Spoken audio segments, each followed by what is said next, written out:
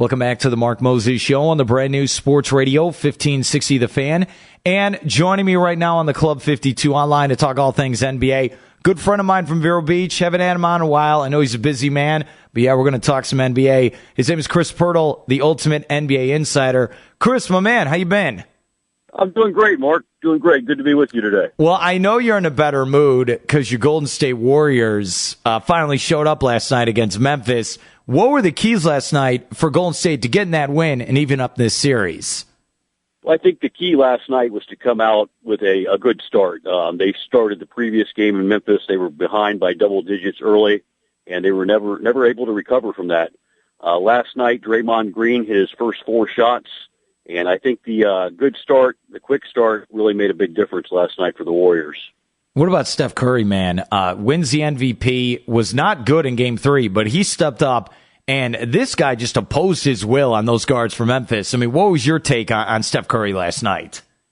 Yeah, he played Steph Curry basketball, last night, Mark, and you're right. Game 3, Tony Allen totally took him out of his game. Tony Allen can do that to people. He's an excellent on-the-ball defender. But last night, I think the combination of Draymond Green getting off to a quick start took a little bit of the pressure off of Curry early, and he was able to respond, had a 33-point performance, and certainly looked like the MVP last night. Well, I haven't had you on in a while, and I want your take. Steph Curry wins the MVP. Was this right? I mean, did the right guy win MVP here this season? Oh, most certainly. You know, he's the best player on the best team, a team that won 67 games this regular season. Steph was 6th in the league in scoring. He was also 6th in assists, 4th in steals, and had more three-pointers than anybody in the league. So as much as I like James Harden, Steph Curry was clearly the MVP and definitely deserved to win that trophy.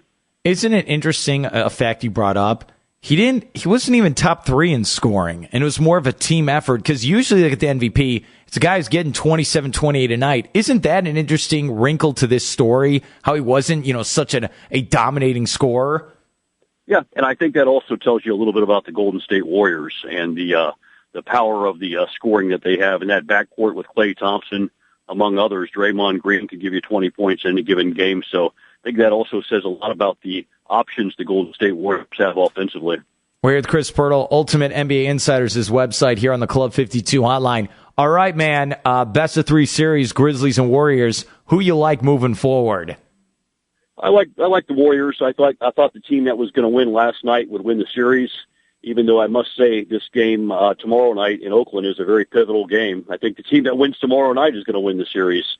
So I like the Golden State Warriors. I think they've come too far this season just to lose in the second round, so I've got to stick with the Warriors. Chris, let's go to the other Western Conference matchup, Clippers-Rockets. The Clippers, I know DeAndre Jordan's getting fouled every 5 seconds, but what have the Clippers been doing over the past couple of games to really dominate this series against the Rockets?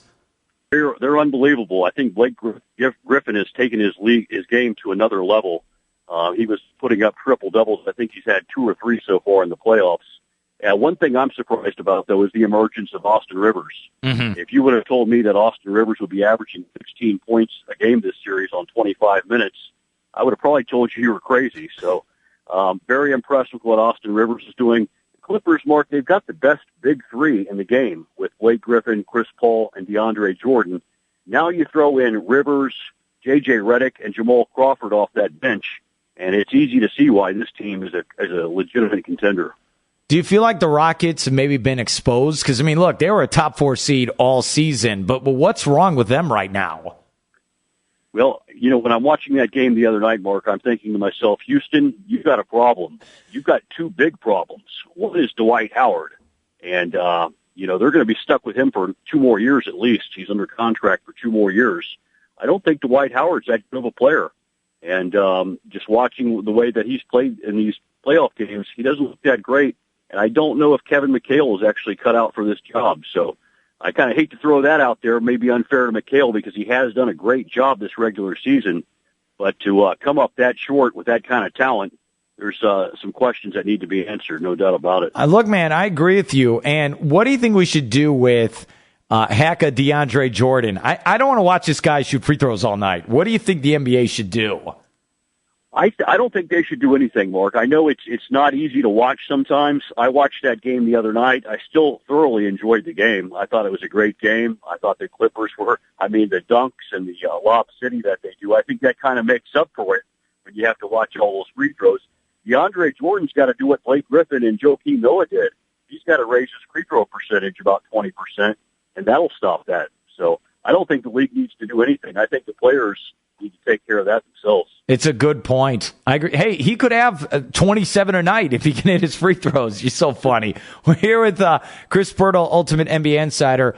Let's go to the Eastern Conference. We'll start with the game last night. Hawks even it up with the Wizards. All right, we're at 2-2. What's your take on this series so far that we're even at 2-2? Little surprised that it's actually even at 2-2. I think the Hawks should probably, if I would have guessed, should have been up 3-1 or maybe even swept this series by now with no John Wall for the Wizards. But Mark, we haven't talked in a while, and you may remember last year I fell in love with the LA Clippers. Mm-hmm. I might have been a year too early. But this year I fell in love with the Atlanta Hawks. This is a team, when I hear a lot of critics saying that they're not built for the playoffs and things of that nature, but this is a team that won 60 games this year. He had a 19-game winning streak, which is the fifth longest winning streak in NBA history. They went the whole month of January undefeated. They've got 4 All-Stars, and they probably have the best sixth man coming off the bench in the playoffs in Dennis Schroeder. So the Hawks are completely legitimate. I look for them to eventually win this series to make some serious noise in the conference finals. The Hawks have not been out of the second round since they moved to Atlanta in 1968. Wow. So if the Hawks make the conference finals and the LA Clippers make the conference finals, you'll have 2 teams that have never made the conference finals joining this year. The Warriors haven't made the conference finals since the 70s. So it's very exciting for the league to get some new teams in this. I love the Schroeder guy you bring up. Coming off the bench, the German guy with the hair. He's fantastic. I think he's got a bright future. Like, he could be one of the stars of the Hawks. What about you, man? Most definitely, Mark. I was looking at his contract situation before we started this, and he's under contract for 2 more years, which is a good thing for Atlanta. Yeah. But last night, Schroeder and Teague, they combined for 40 points and 16 assists. Unbelievable. Unbelievable. Yeah. You never eat. Think about where we were at the beginning of the season with Danny Ferry, all the controversy, what he was saying about Luol Deng. Did you ever think this team wins 60 games and a chance to play in the conference finals? No, not at all. I did not see this coming, and that's why you've got to give Ferry some credit for putting this team together. You've got to give Coach Bud some credit for coaching this team. He came out of that San Antonio system, and only in his second year of coaching, he's guided a team that none of us would have thought would win 60 games, and they're right there, and they're poised to make the conference finals. Yeah, it's unbelievable. Let's get to the heavyweight matchup. We got 3 games to go. Hopefully, if you're an NBA fan, talking about Cavaliers Bulls, we're with Chris Pirtle, Ultimate NBA Insider. Look, Friday night, game-winning shot. Sunday, game-winning shot. So what can we expect tonight? Another game-winning shot, Chris?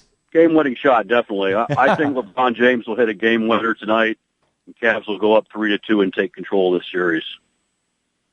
Really? You had to go there, huh? You had to go there. I don't know what to think of Cleveland. Like, Kevin Love's done. Kyrie Irving's always injury prone. Is it just the LeBron show when you really break it down?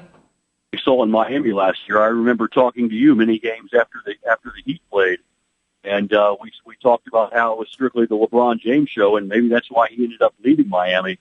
But he's really not in any better situation now than he was last year. May actually be a worse situation.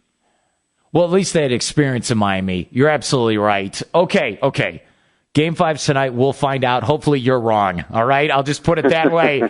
Chris, what about the Orlando Magic? They don't have a coach. We know Scott Brooks is available. Monty Williams just got fired by the Pelicans. What's your take? What would you do if you're the Magic if you need a new head coach? I'll tell you what. I would be sending a plane to go see Monty Williams today. The word just came out recently within the last hour or two that Monty Williams has been let go from the New Orleans Pelicans. I was totally shocked by that move. He guided that team to the playoffs this year, a team that didn't have Drew Holiday most of the year. Anthony Davis has been in and out of the lineup. I think Monty Williams did an excellent job this year in New Orleans, and if the Magic have a chance to get him, I say go get him. He is a great man. He's a great man, and he's also a great coach. And if we got Monty Williams in Orlando, it would definitely be our reward. You know the draft lottery's next week. I can't wait, man. I can't wait. What about you? Yeah, I can't wait either. The future looks bright in Orlando with Peyton, Aaron Gordon, and Victor Oladipo. You get a good coach to come in there, and then possibly another good draft pick. This team could be good for many years to come. Which position would you go? Forget player. What position do the Magic need to address in the draft? I'd say small forward. I'd say we're pretty much set in the backcourt. I'd say we're set with Vucevic, and I think Aaron Gordon's going to end up being a good power forward. So I'd say that small forward position is one we want to address. I don't know. If they get the first pick, I might have to take Towns from Kentucky. It's too tempting for me, man. I can't lie to you. Yeah, he's a big guy, and I guess a lot of it depends on where those lottery balls fall as to who they're probably going to target.